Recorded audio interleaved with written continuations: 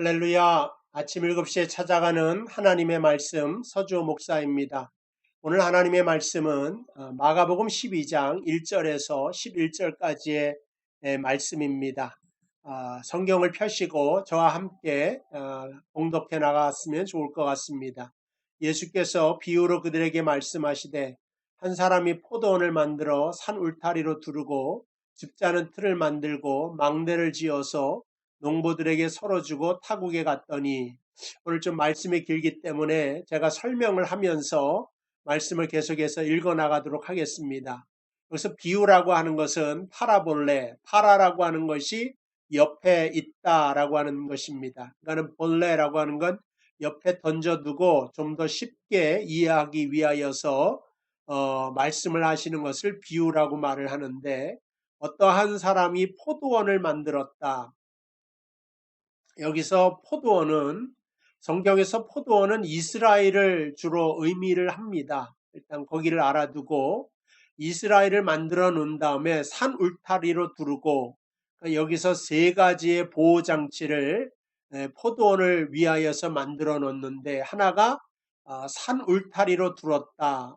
이것은 율법을 하나님께서 주셔서 그들에게 그 율법으로 하여금 그들을 지키게 만들었다고 하는 것입니다. 율법이라고 하는 것이 안 지키는 사람 벌 주기 위하여 하나님 주신 것이 아니라 지키는 이스라엘에게 복을 주기 위하여서 주신 것이다. 그리고 이 율법 안에 있을 때만이 하늘의 참된 복을 받을 수 있다고 하는 사실을 그들에게 규례를 지어서 알려주신 하나의 보호막이다 하는 것을 알 수가 있습니다. 두 번째가 즙자는 틀을 만들었다. 포도나무 열매가 결실을 하게 되면 이것을 포도즙을 해서 먹기도 하고 이것을 발효시켜서 포도주가 되기도 하게 만듭니다. 그는 이 포도라고 하는 것이 더 성숙해지고 원숙해지고 더욱 나아가서 향상된 의미의 역할을 감당하기 위하여서 필요한 것이 바로 즙자는 틀이다라고 하는 것을 알 수가 있죠. 그리고 두 번째 것은 이스라엘을 성장시키시고 성숙시키기 위한 하나님의 계획이 있었다. 세 번째가 바로 망대를 지었다고 하는 것입니다. 그러니까 높은 망대라고 하죠. 높은 탑을 만들어 놓고 적군이 쳐들어오는지를 감시해서 포도원을 지키는, 이스라엘을 지키는 일을 하나님께서 감당하시고 타국에 갔는데, 때가 이름에, 여기서 때라고 하는 것은 포도원의 포도가 결실할 때를 의미합니다. 농부들에게 포도원 소출을 얼마를 받으려고 한 종을 보내는데 그 종을 잡아다가 심히 때리고 거저 보내었다. 여기서 이제 소작농의 본질이 드러나게 되고 본색이 드러나게 됩니다. 그래서 그 한 종을 붙잡아다가 심히 때리고 거저 보내는데 또다시 다른 종을 보냅니다. 그랬더니 그의 머리에 이번에는 상처를 내고 능욕까지 하게 됩니다. 그리고 나서 여기에서 그치는 것이 아니라 5절에 보니까 또 다른 종을 보낸다. 근데 그들이 그를 죽이고 또 그 외에 많은 종들도 더러는 때리고 더러는 죽였다. 여기서 종들이라고 하는 것은 이스라엘에게 보낸 하나님의 선지자들입니다. 모세와 더불어서 많은 선지자들이 이스라엘에게 환영을 받은 것이 아니라 핍박을 받기도 하고, 예레미야 같은 경우에는 눈물의 선지자라고 말할 정도로 이스라엘이 그 선지자를 죽이려고 하고 핍박을 가할 정도로 모든 선지자들이 이러한 능욕을 당해 왔음을 우리는 알게 됩니다. 그래서 6절에 이제 한 사람이 남았으니, 여기서 한 사람은 누구겠습니까? 예수 그리스도이십니다. 곧 그가 사랑하는 아들이라. 성경에서 사랑하는 아들이라 라고 말할 때 솔로몬도 있고 요셉도 마찬가지로 사랑하는 아들이라고 말을 하죠. 근데 신약에서 사랑하는 아들이다, 여기서 말하는 것은 예수님을 말해주고 있습니다. 최후로 이를 보내며 이르되 내 아들은 존대하리라 하였더니 그 농부들이 서로 말하되 이는 상속자니 자 죽이자, 그러면 그 유산이 우리 것이 되리라 하고 이에 잡아 죽여 포도원 밖에 내 던졌느니라. 여기서 우리는 이 농부들이 이스라엘의 종교 지도자요, 이스라엘 사람들인 것을 알죠. 그리고 상속자, 그러니까는 이스라엘에게는 아버지나 아들이 완전히 같은 건 아니지만은 같지는 않지만 상속자로서 같은 위치에 그 아들을 두게 된 것을 알 수가 있습니다. 그래서 그 아들을 죽여서 포도원 밖에, 그러니까 예수님께서 예루살렘 영문 밖에서 골고다 언덕에서 돌아가시지 않습니까? 아마 그것을 말씀해 주신 것 같습니다. 그래서 포도원 주인이 어떻게 하겠느냐, 와서 그 농부들을 진멸하고 포도원을 다른 사람에게 주리라. 너희가 성경에 건축자들이 버린 돌이 모퉁이의 머릿돌이 되었나니 이것은 주로 말미암아 된 것이요 우리 눈에 놀랍도다 함을 읽어보지 못하였느니라. 이 맨 마지막 절은 시편 118편 22절을 염두에 두고 주님께서 말씀하신 것입니다. 근데 여기서 우리가 살펴볼 것은 이제 오늘 본문 말씀의 개략적인 내용을 우리가 보았고요. 여기서 우리가 보아야 될 것은 왜 이 농부들이 아들을 죽였을까 하는 것입니다. 오늘 말씀에 나온 것처럼 상속자니 죽이자. 그러면 그 유산이 우리 것이 되리라. 그러니까 단순히 이 유산을 탐심으로 욕심내어서 이 포도원을 우리가 갖자 하는 것이 유일한 목적이었겠느냐 하는 그 말씀을 드리고 있습니다. 원래 이 포도원 비유에 대한 그 원조라고 하는 말씀, 그러니까 신약과 구약이 원래 짝이 있지 않습니까?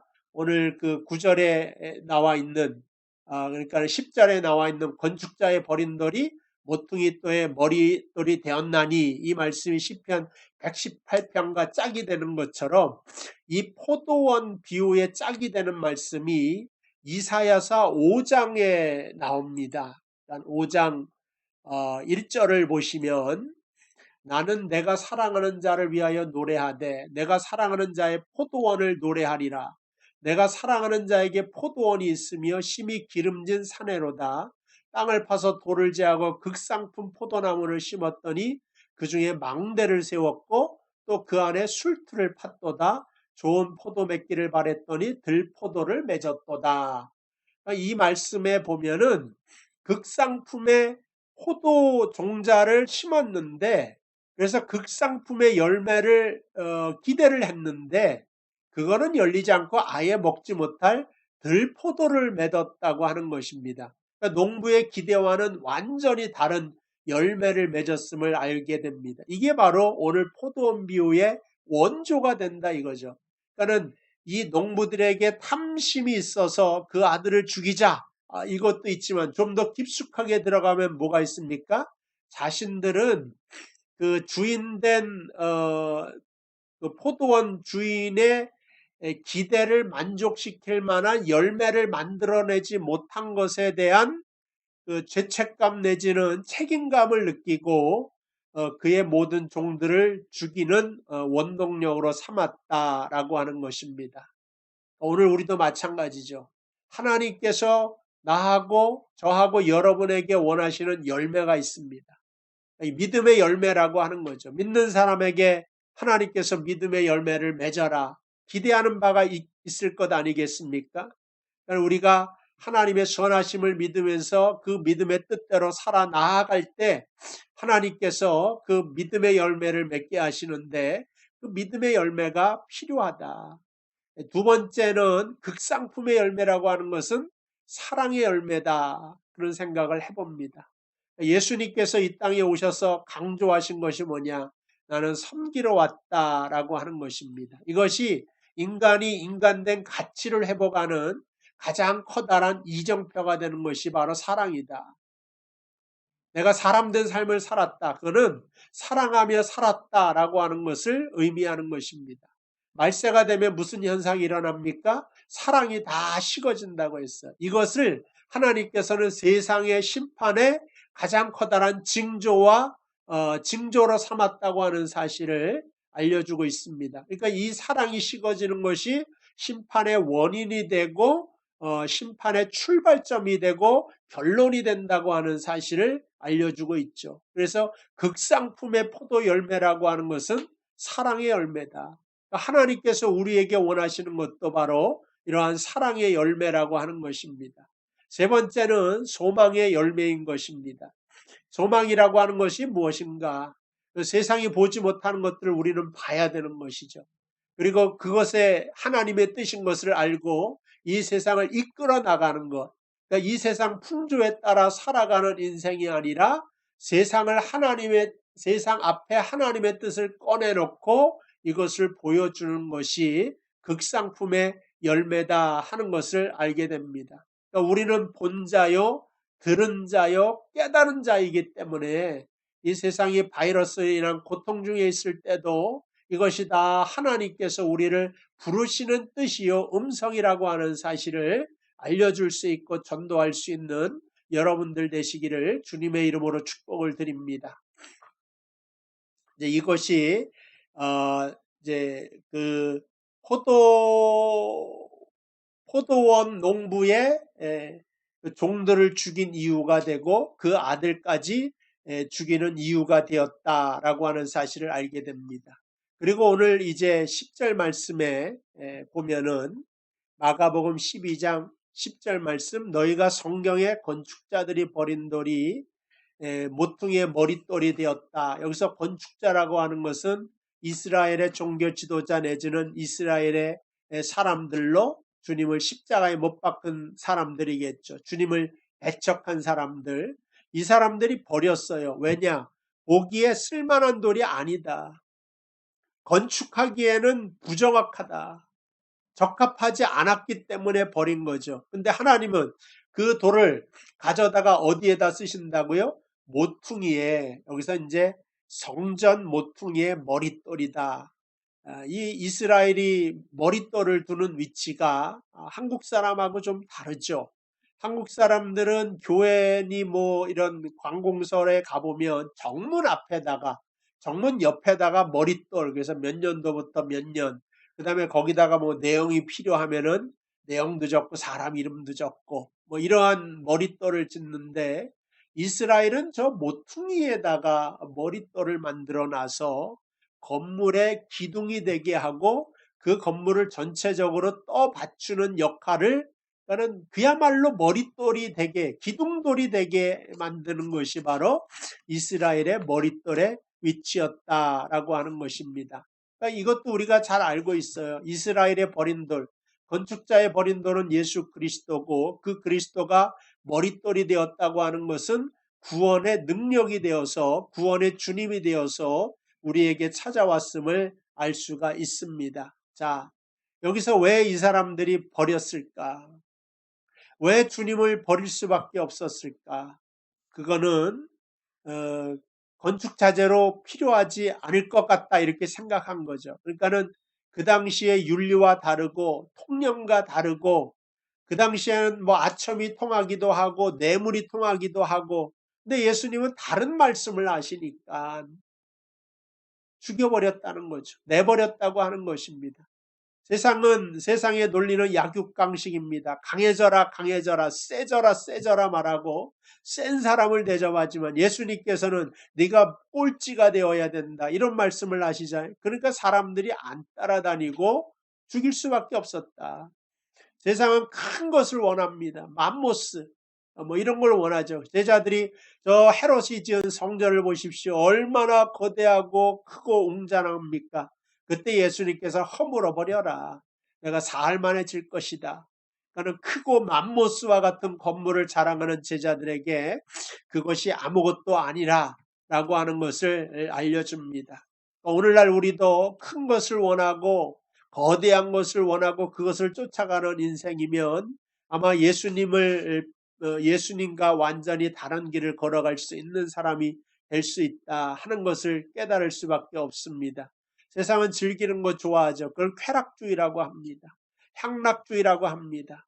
그리고 나보다 높은 사람을 위하여 쾌락을 만들고 향락을 만들어 제공을 하기도 하죠. 이것이 다 뇌물로 통하는 세상의 이치가 되는데, 주님께서는 그 길로 걸어가지 않고 하나님의 정의와 하나님의 뜻을 선포하셨기 때문에 건축자들이 버렸다고 하는 것입니다.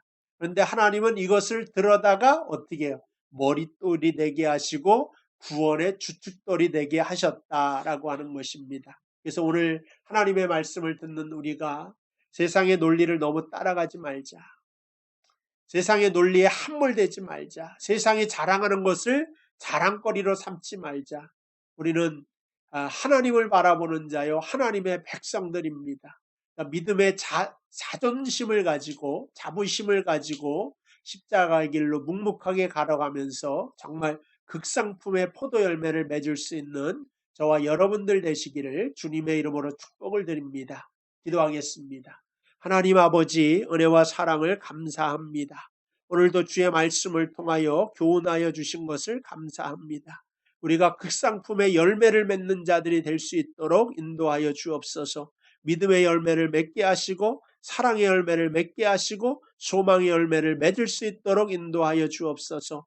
세상이 가치 없게 느껴져서 버린 것, 그것을 우리가 아버지 하나님 크게 생각하며 하나님이 크게 사용하는 그 뜻대로 나아갈 수 있도록 인도하여 주옵소서. 세상은 강한 것을 좋아하고 큰 것을 좋아하고 향락을 좋아하지만 오히려 우리는 십자가로 가까이 가서 섬기는 자의 삶을 살아갈 수 있도록 인도하여 주옵소서. 예수님의 이름으로 기도하옵나이다. 아멘. 네, 감사합니다. 여러분 주일날 교회에서 뵙도록 하겠습니다. 오늘도 승리하는 여러분 되시기를 주님의 이름으로 축복을 드립니다.